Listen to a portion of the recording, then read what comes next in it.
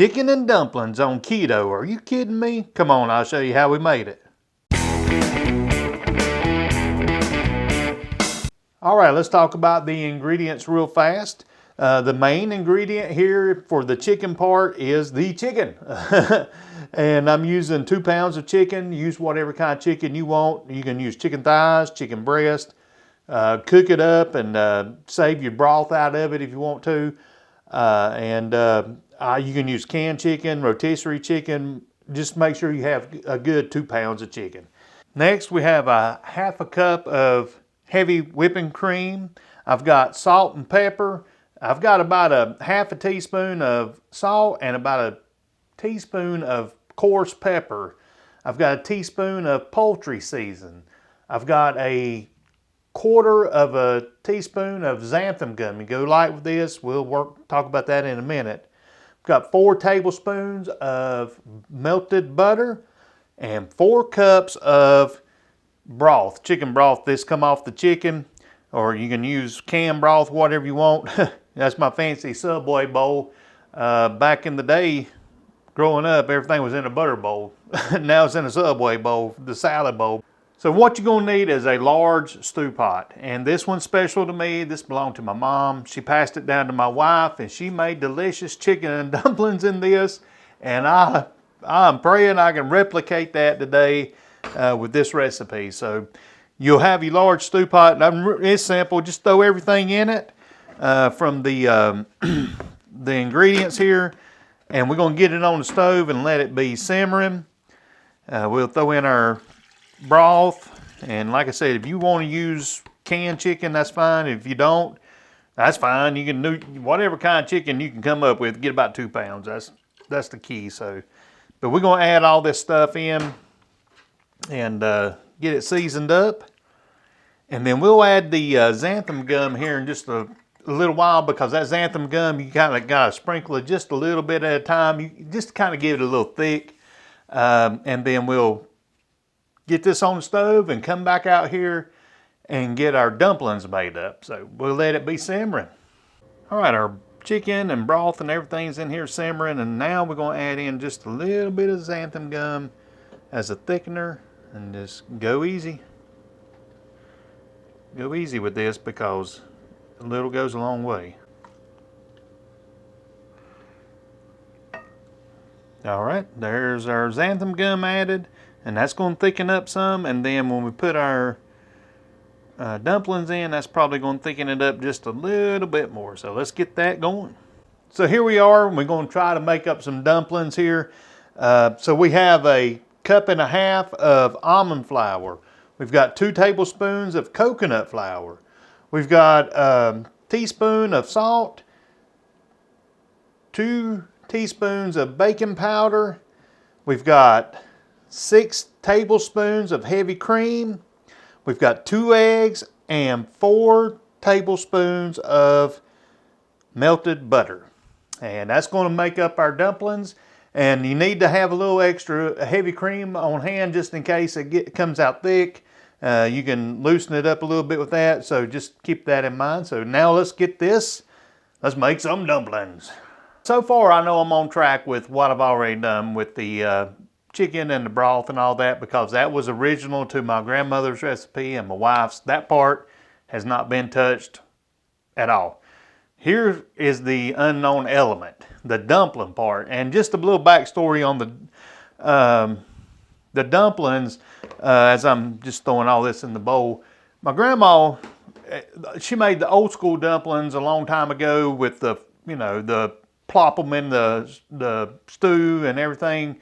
And then she converted to canned biscuits.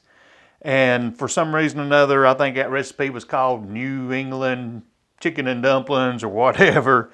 But it made it a whole lot easier. And the key was to use butter me not biscuits. And Winn-Dixie, it seemed like, had the best butter me not biscuits, and they left our area. But anyway, so we use butter me not biscuits in the original. Just all you gotta do is cut them up and throw them in the chicken stew, and it was perfect, but canned biscuits are off the table for keto. And so I'm going back to the original the old school dumplings you just plop in there and cook up.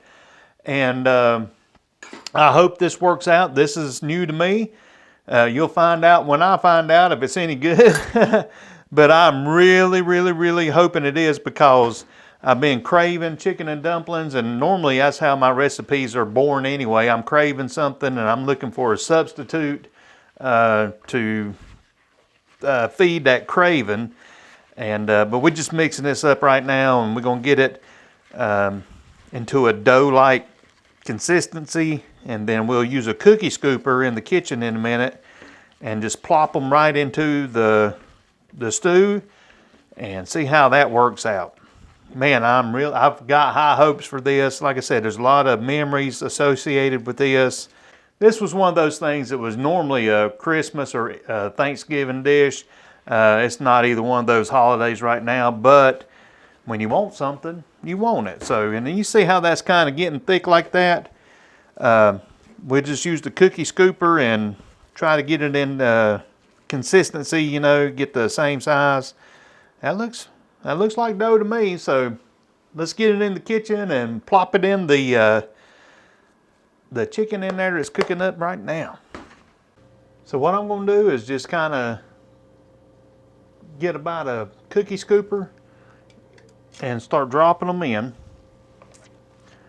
And hopefully this will be, I'm going to spread them out a little bit.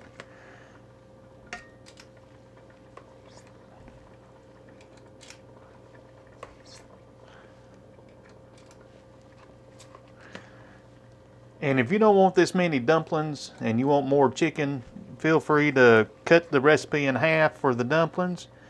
But this is all experimental right now anyway, so I'll tell you what I think at the end of the video. I'm trying to give them a little bit of room in there between them to let them cook up and not be, you know, crowded or whatever. So, all right, the dumplings are all in there. I'm going to put the lid on it and let it cook about 10 minutes. All right, here we have our final product, fresh out of the pot. And man, those dumplings are a little delicate, but I cannot wait to test this out and see how it goes. Taste test time, come on. You know this is my favorite time. If you've been around any of my time, taste test time, and we're going to dig in. I've got high hopes for this. Man, I tell you, throwback to my grandma and my wife making delicious chicken and dumplings. So without further talking about it, let's dig in.